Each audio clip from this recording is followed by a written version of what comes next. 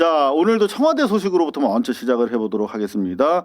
지난 주말에 네. 대통령이 무려 4차례에 걸쳐서 SNS를 통해서 부동산 전쟁을 시작했습니다. 자, 기사들이 좀 제법 나왔는데요. 뉴시스. 네, 이재명 대통령 부동산 정상화 코스피 5천보다 쉬워 곧 알게 될 것.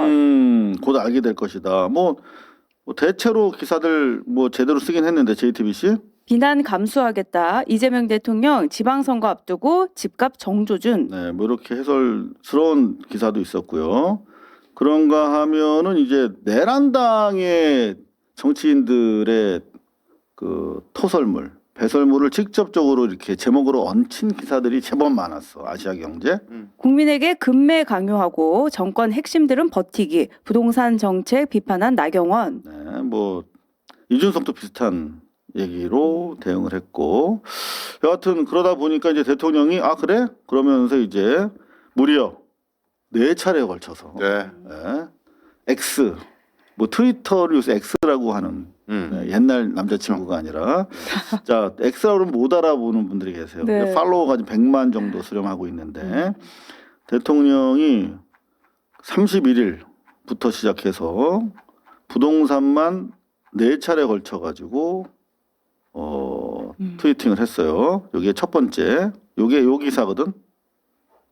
제목이 종묘 앞 고층 개발은 안 되고 태릉 옆 주택 공급은 되나? 라며 이렇게 비꼬 왔어. 그랬더니 어떤 차이가 있을까요? 똑같은 사안에 정반대의 입장. 네, 이렇게 한마디 대통령이 하고 나서 또 이거 기사 이상하게 쓰거나 있는 그대로 얘기를 해줘도 해석을 못해 기자들이. 예? 하지도 않은 말로 이렇게 마치 직접 한 말처럼 겹다운표 붙여가지고 막 제목 달고 그러니까 대통령이 못 믿겠어. 그래서 다시 바로 몇 시간 뒤에 올립니다. 어떤 기사냐면 요 기사 가지고 결국 급매 나왔네. 집주인들 백기 들었나? 서울 아파트값 급브레이크. 네, 대통령 5월 9일 무슨 법이 종료가 되죠? 이제 다주택자 중과세 유예 기한이 다시 씹혔어. 다주택자 양도소득세 중과세 유예 기한이 5월 9일까지입니다. 그렇죠. 5월 9일이 지나면 대통령령이 실효되기 때문에 중과세가 되는 겁니다. 5월 9일 지나면. 그러니까 어떤 분들이 걱정하면 돼요? 대상이.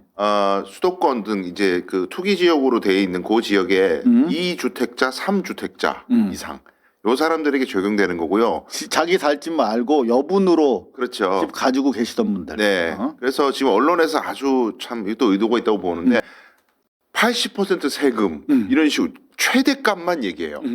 이것도 이제 의도가 있는 건데. 조선일보 기사 아니에요. 그렇죠. 네. 이게 기본적으로 양도소득세 그러니까 기본 세율이 49.5%가 맥스입니다. 6%에서 49.5.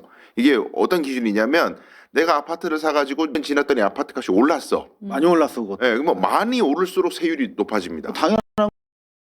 높아졌다고 바로 매기는 게 아니라 높아진 채로 팔아야 팔아가지고 시세 차익을 실제로 실현을 했을 때 그 실현된 이익에서 장기 보유할수록 또 공제를 많이 해줍니다. 그것도 이상해요. 여하튼간에. 네, 그래서 공제도 해주고 어쩌고저쩌고 빼줘. 빼준 데에서 이제 시세 차익이 만약에 10억이 넘어간다. 넘어갔어. 그러면 49.5%를 때려버립니다. 그러니까 아파트가 10억 넘게 오른 거야. 근데 조선일보 논리로 80%는 어떻게 나온 거예요? 그 기본 세율이 49.5%에 네.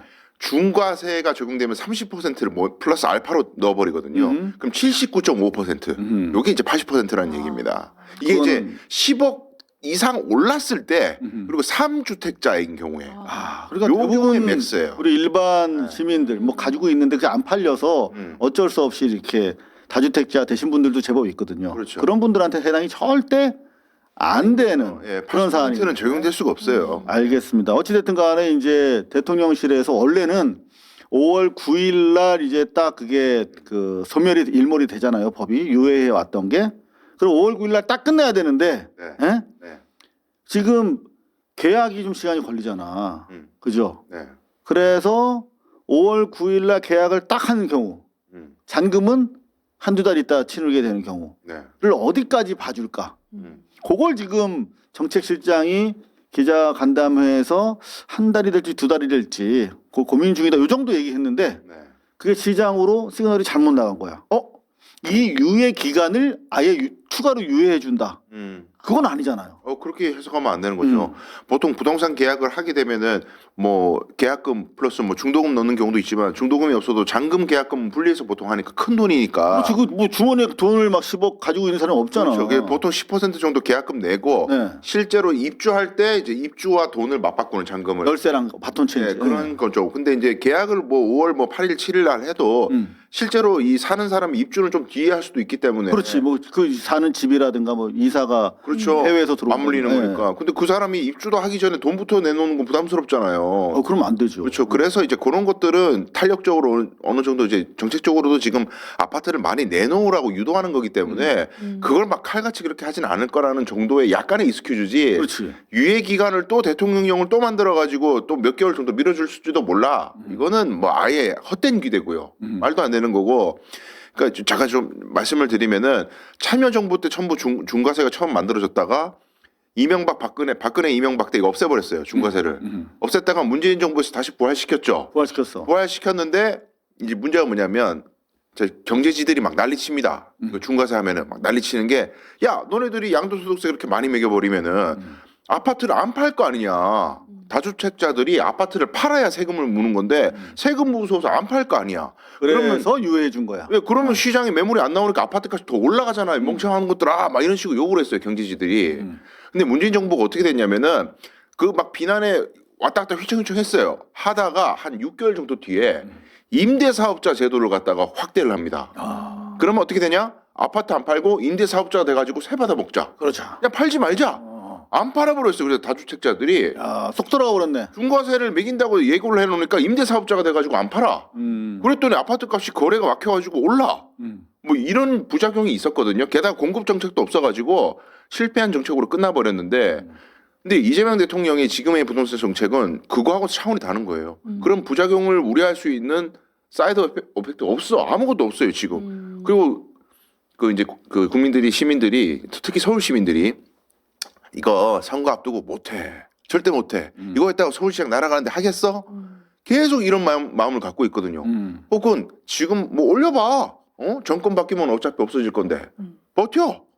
지금도 그런 생각하고 있는 사람들이 꽤 있습니다. 지금 그 급매물 내놓은 사람도 있지만 여기에 이재명 대통령이 내가 지금 장난 같나. 나 한다. 강하게 해주면 시장에서 갈수록 다음 정권도 민주당 정권의 가능성이 높고 이재명 대통령이 진짜 실천해버리면 선거고 뭐고 난 한다. 그렇지. 그러면 이거 우리 완판 뒤집어 쓰는 거 아니야? 뭐 진짜 이 강한 메시지를 주시는 거예요 대통령이. 자, 대통령이 그래서 또 이제 이런 메시지를 내놓습니다. 비정상의 정상화, 부동산 투기 억제는 실패할 것 같나요? 자, 내 케이스를 얘기해 줄게. 불법 계곡 정상화는 계곡 정비 완료. 끝.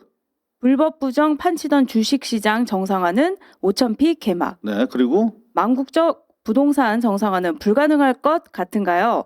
표계산 없이 국민을 믿고 비난 감수하면 될 일입니다. 네. 부동산 정상화는 5,000피, 계곡 정비보다 훨씬 쉽고 더 중요한 일입니다. 네. 기회가 있을 때 잡으시기 바랍니다. 이번이 마지막 기회였음을 곧 알게 될 겁니다. 저는 요거 읽고 이것도 난독증을 호소하면 정말 그거는 기자질 해먹으면 안 된다 생각했거든. 네. 너무 메시지 간명하잖아. 저는 한다면 합니다. 네. 계곡 정비, 주식 정상화, 시장 정상화, 부동산도 정상화하겠습니다. 분명하게 얘기했잖아. 그죠?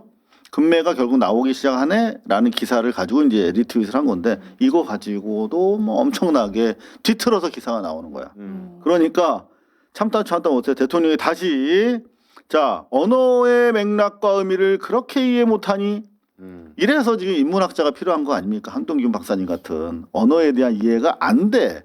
그래서 여기서부터 쭉 같은 얘기입니다. 아까 그 얘기예요. 쭉쭉쭉쭉쭉쭉쭉쭉쭉쭉 나는 한다면 합니다라고 다시 한번 얘기합니다. 근데 이미 대통령이 그 전 메시지에서 자기가 뭐라고 얘기했냐? 표 계산 없이 국민만 믿고 비난 감수하면 된다. 나 표 계산 안 해. 네. 비난해도 좋아.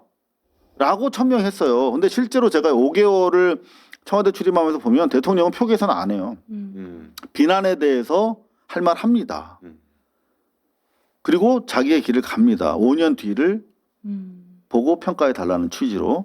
자, 이렇게 했는데도 이게 쿨다운이 안 돼. 왜냐하면 내란당에서 기득권 매체와의 네트워크를 이용해서 계속 이상한 말을 지어낸단 말이야. 이게 뭐냐면 이런 기사가 나왔어요. 국힘 이재명 대통령 5,000피보다 쉽다. 부동산 정상화 왜 못하나? 하겠다고. 어? 아니 5,000피 한 것보다 쉬우니까 하겠다고. 에? 야 그렇게 기사를 계속 꽈서 냅니다. 그러니까 지금 벌써 기사 3번 나왔죠. 그리고 또 그 2월 1일 어제 일요일 날 4번째 또 리트윗을 합니다. 자 이번에는 직설적으로 조금 전에 우리 변호사님께서 일부 그 기득권 매체, 재래식 매체들의 악의적 보도와 관련해서 해설을 해주셨는데 파이낸셜 뉴스 네, 혼돈의 주택 시장 다주택 규제의 10가지 부작용. 이게 순화된 제목입니다. 원래 제목은 뭐였냐면 이거였어요. 10억 벌면 8억 토해내라 날벼락 혼돈의 시장 다주택 규제의 10가지 부작용. 아까 조선일보 기사라고 제가 특정을 해드렸는데 정확하게는 요 매체였네요. 파이낸셜 뉴스. 제가 정정해드리겠습니다. 자, 10억 벌면 8억 토해내라. 이거 말도 안 되는 가장 극단적인 하나의 케이스를 가지고 네. 일반화했다. 이 취지로 설명해 주신 거죠? 맞습니다. 예. 자, 그래서 다시 아니다라는 취지로 어제 또 글을 올렸어요. 대통령이.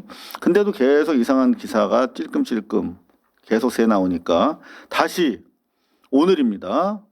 네, 개포 4억 낮춘 금매 나와 좀 더 지켜보자. 거래는 아직. 대통령이 이걸 또 자 이제 시장이 반응하기 시작하죠.